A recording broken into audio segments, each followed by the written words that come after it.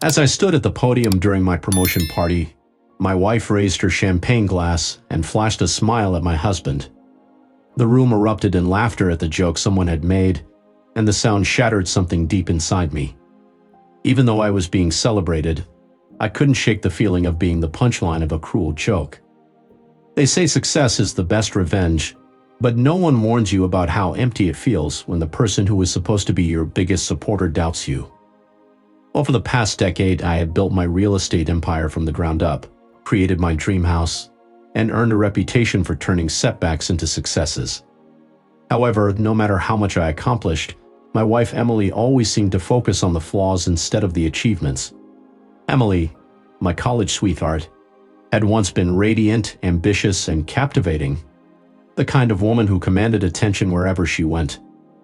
I loved her deeply, but over time, her confidence morphed into a weapon that she used to chip away at me, starting subtly and then becoming more blatant. A promotion party at the downtown Hilton was meant to celebrate our collective success.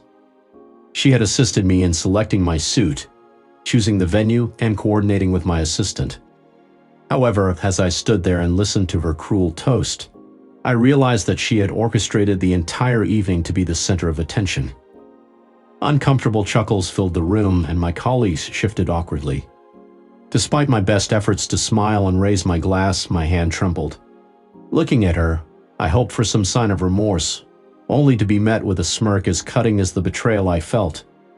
The ride home was silence personified, broken only by Emily's smug grin as she scrolled through her phone.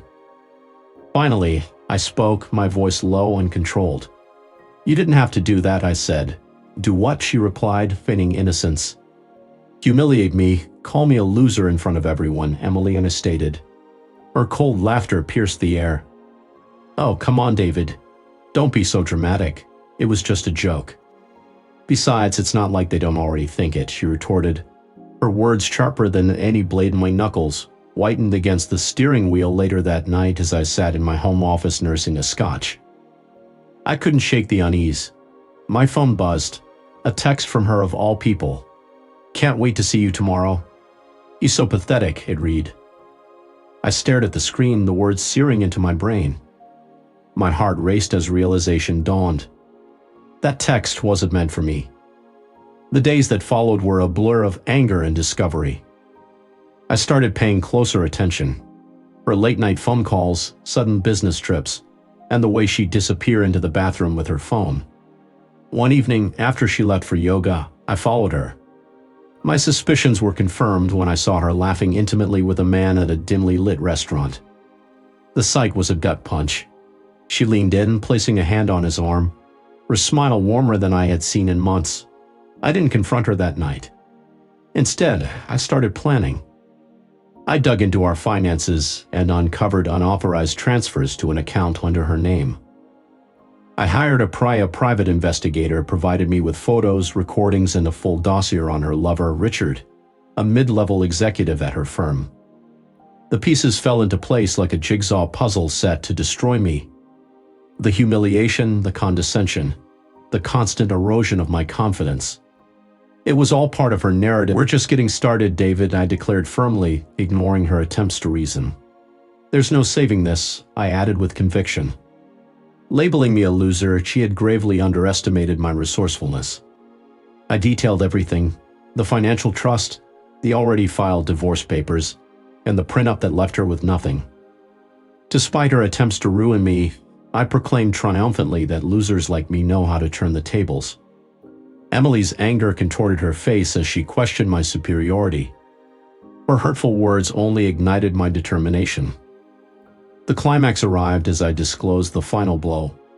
Her lover had been fired due to an anonymous tippee brought to light their affair to the HR department. His marriage was also falling apart. "I refuse to be your punching bag any longer, Emily," I asserted boldly. "It's up to you to clean up this mess now."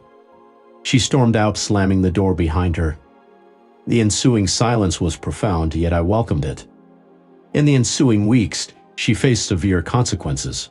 She lost her job, her reputation, and the friends who had finally seen her true nature. Meanwhile, I rebuilt my life free from deceit. The divorce was quietly settled, and I sold our shared house. Though starting over was intimidating, it also felt empowering.